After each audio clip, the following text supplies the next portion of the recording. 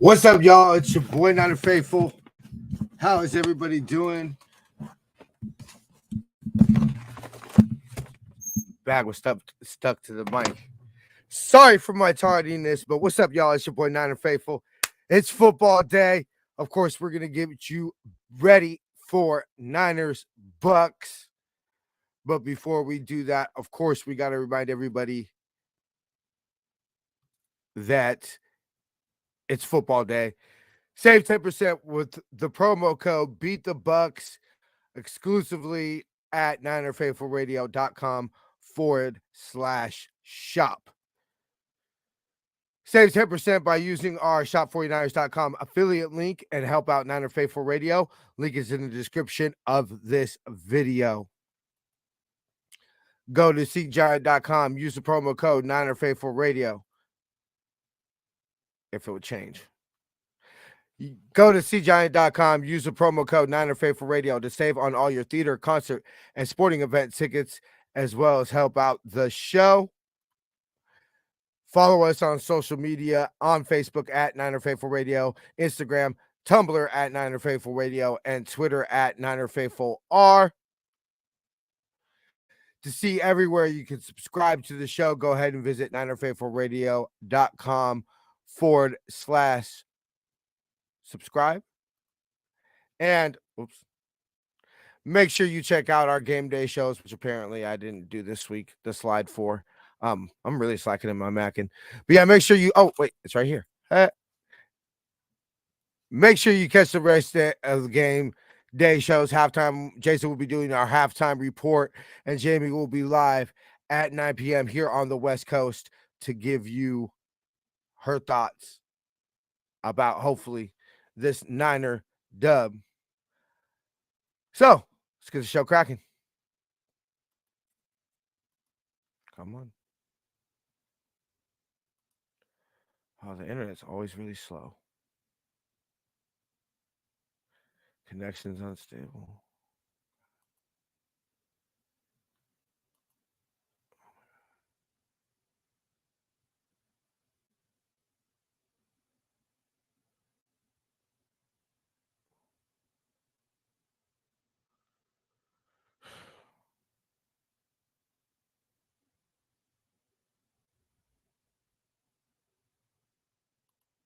Okay, so apparently Facebook doesn't want to load so I can share the show on Facebook. So whatever, we'll deal with that later. Okay, a little bit of Niner news before we get you from the actives for this game. Tevin Coleman is active from the practice squad, and so is Dante Johnson. We'll go ahead and give you the inactives. The inactives today are Jimmy Garoppolo, Hassan Ridgeway, Ross Dwelly, Curtis Robinson, Nick Zakel, and Ty Davis Price, which is interesting that they chose Kevin Coleman over TDP. So that means, of course, Nick Bosa is active. It also means that Travarius Moore is active, which I believe he was ruled out. So that I don't know exactly how that works. I didn't see that if he was put on IR or anything like that. So, but Travarius Moore is inactive, or other players were ruled out. Yeah, but it doesn't list him here as the inactives. That's weird. Because it says he's inactive, but it doesn't list him in the inactives. Anyway, so we have some stats to go over real quick. I saved them on my phone. Quarterbacks who are making their first career start against Tom Brady are 0-6. The seventh different quarterback to make his first career start versus Tom Brady. The previous went 0-6. But here's the list of quarterbacks.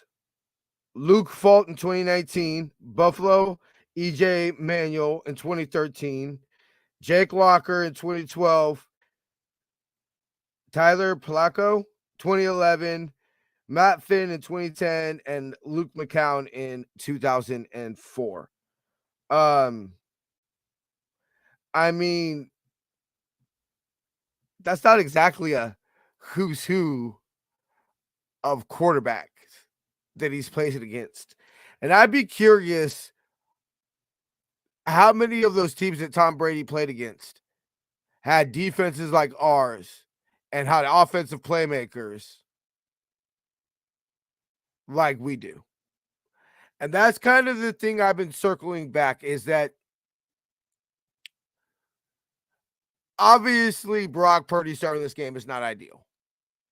He was the third string quarterback for a reason. And, you know, say what you want,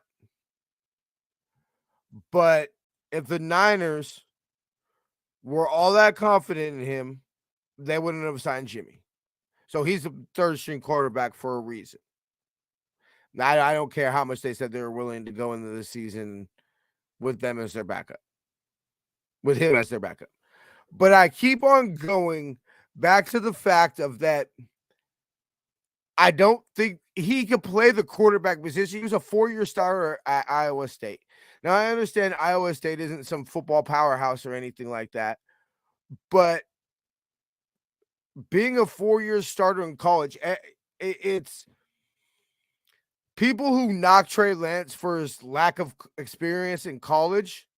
They can't act that it's not a benefit for Brock Purdy to be a 4-year starter in college.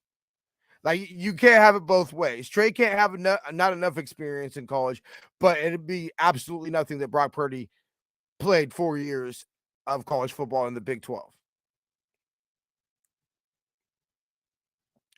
So, and it's just I understand 7th round pick, last pick in the draft. Yeah, but how many last picks of the draft have been thrown to Debo, Brandon Ayuk, George Kittle, Christian McCaffrey, Juwan Jennings? I mean, the list goes on and on and on and on. Juice. How many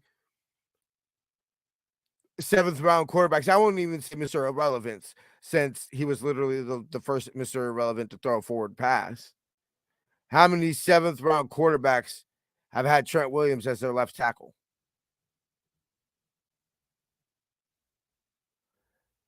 So to me, that's obviously the key to the game.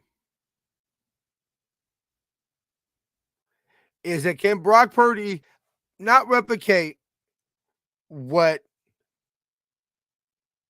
he had last week, but can he function?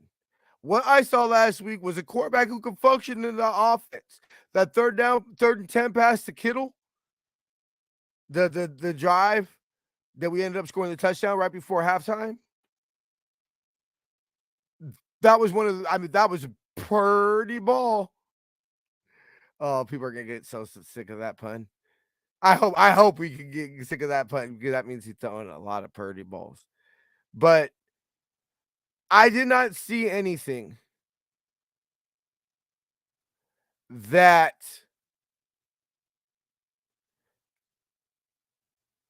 showed me Brock Purdy can't operate in this offense.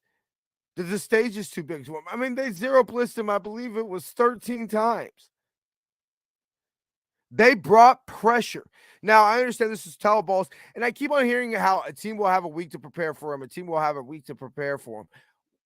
I understand that. And you're dealing with a veteran D coordinator. So he's faced plenty of rookie quarterbacks in his career. I'm sure he knows how to scheme a great defense to go against rookie quarterbacks, but you don't have much film on Brock Purdy. So what? I mean, you're going back to film at Iowa State. I'm sure. So I hope he doesn't pass 37 times. I think that it is well not currently raining in the Bay Area, but it's supposed to rain, and it rained all yesterday like cats and dogs. Last I heard, they had a giant tarp across Levi's. So it's about him making the few plays he's going to have to make to this game. If Brock Purdy can execute on third down, I love our chances in this ball game. I do. And this, to me, this is really going to show. Everybody throws around genius so willy-nilly, but I believe Kyle Shanahan's going to earn his paycheck as OC. Because let's see. I believe it. You know, we've seen it before and everything, but because Kyle Shanahan schemed a running game that prevents Brock Purdy from being in 3rd and 10, 3rd and 7. Can he scheme a game plan on 1st and 2nd down that can allow Brock Purdy to be 3rd and manageable? I think Brock Purdy could be effective on 3rd and manageable. I do. Obviously, we've talked ad nauseum about the offense, but I came across this from Coach Yak. Diamador Lenore, since taking over for Emmanuel Mosley at right cornerback in Week 6, 28 yards allowed per game, 0 touchdowns allowed, a 63 passer rating against, ranked ahead of Jerry Alexander, Jalen Ramsey, and Xavier Howard, to name a few, in all 3 categories. Diamador Lenore has quietly played excellent quarterback. Maybe not excellent, but I mean, he's definitely not a liability out there.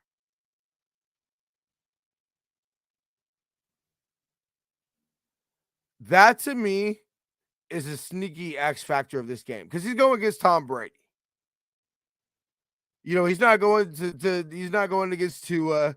He's not going against Andy Dalton.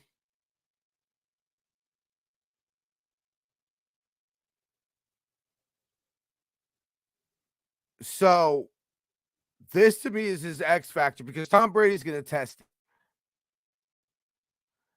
And we don't have the greatest, I don't know after last week, but we don't have the greatest averages. I would assume not, since, you know, Tyreek kind of had his last week. I would assume we don't have the greatest passer rating against wide receivers. So we'll see how this one turns out. Okay, well, we're going to go ahead and get up out of here. But before we do, I will, of course, give you my final score prediction. I'm saying 24-20 Niners. I think it'll be a close game. But ultimately, I think that this defense will win us our game. And I think that Kyle will put enough that we could put 24 points on the board. All right, y'all. I shall see y'all next week on Tuesday for NFR review. Make sure you tune into our halftime show and post-game show. So see y'all Tuesday. Till then, faith, love, and happiness. Go Niners!